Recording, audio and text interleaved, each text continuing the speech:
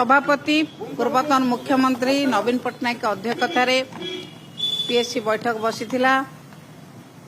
PSC बैठक रे आलोचना करागला जे गतकाली श्रृंखला कमिटी देइथिबा रिपोर्ट को तर्जमा करागला एवं श्रृंखला कमिटी जो रिपोर्ट देइचंती श्रृंखला कमिटी रे तर्जमा करा जायछि सेमाने जो शोकज नोटिस रो जो रिप्लाई देइचंती शोकज नोटिस रो जहा मगा जाइथिला रिप्लाई से रिप्लाई किछि देइ नांती आपण मानकु गतकाली मध्य कहिथिली से याड साडू लेखिकी मंकई बुले याड साड कथा लेखि देइचंती शोकज जा मगा जाइथिला तार रिप्लाई श्रृंखला कमिटी रेकमेंड करथिले जहा सेही अनुसार आज पीएससी रो समस्त मेंबर माने माननीय सभापति को कहले जे तुरंत तांकु सस्पेंड करिवार आवश्यकता रही।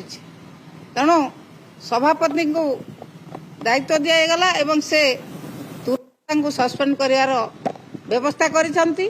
जो माने पार्टीर श्रृंखला को भंग करचंती जो माने पार्टीर नीति नियम को भंग करचंती सेमानको उपरे एक्शन निया जायछि। केवल एतिक एक्शन बंद रहिबो नाही तांकर सभ्य पद रद्द पाई खूब शीघ्र बाचस्पति महोदय को लिखा जिवो। बाचस्पति महोदय को अनुरोध करा जिवो जे तुरंत जेहेतु से दलर नीति नियम भितर रहंती एवं दल विरुद्ध रे जाइचंती तांकर सभ्य पद रद्द करा जाऊ।